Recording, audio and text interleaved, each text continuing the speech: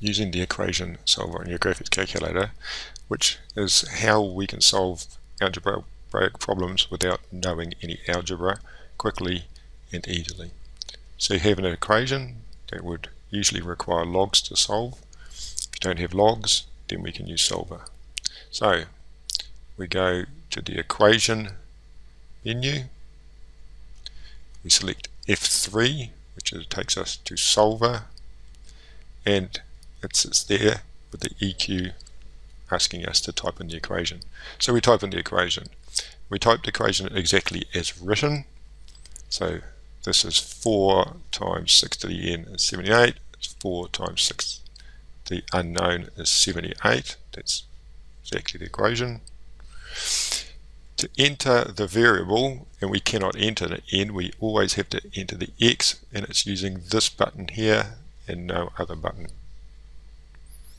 The equal sign is just over the decimal place, and it is in yellow, so that indicates we use the shift button. Shift decimal place gives us the equal sign. We enter our equation, and then we enter an approximate answer. It will start with 0 if you don't do that. At that point, having scrolled back to be in our equation, we solve it using the F6 button, and there's the answer. 4 times 6 to the 1.6578 is 78. Underneath, there's a left and right. They just indicate how accurate our answer is, how close it is to the real value, and they have no meaning at all for high school students. So that's basically it. What can go wrong? Well, we have to be very careful that we type in exactly the equation, and it often means bracketing things that aren't bracketed in the original. So this equation from sequences and series, we would need to bracket our unknown minus 1 because it is all raised to the power. Again, from sequences and series, the whole of the top line is divided by the whole of the bottom line, so we need to bracket the top line and we need to bracket the bottom line, and we still need to make it an equation. We have to put in a solution approximately equal to the real one if there are 2 or more possible answers. So in this case, which is again from sequences and series, if we're trying to solve that equation, remembering we bracket pieces to make sure they multiply out correctly, then there are 2 unknown is in 2 places. That means it's going to be a quadratic, and there will be 2 solutions, only one of which will be valid, but nonetheless 2 solutions.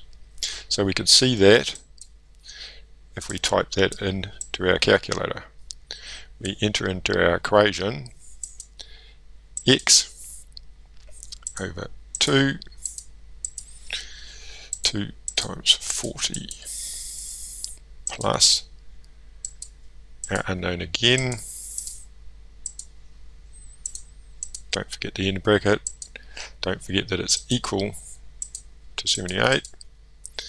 And then I enter that. And if I enter a start value of 9, then when I solve, I get the correct answer, 1.85. However, and as always with these things, if we want to go back and into the process, the exit button always does that. If I started with a value of minus 50, then when I solve, it gives me the other solution, which is minus 16.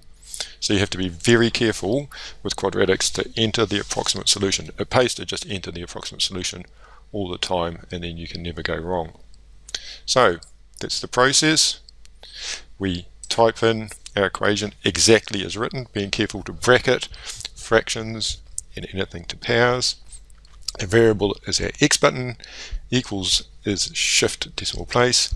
You have to enter the values before you can solve them, and you have to enter the approximate answer before that will solve. F6 solves, and exit is the button we use to go back and forward.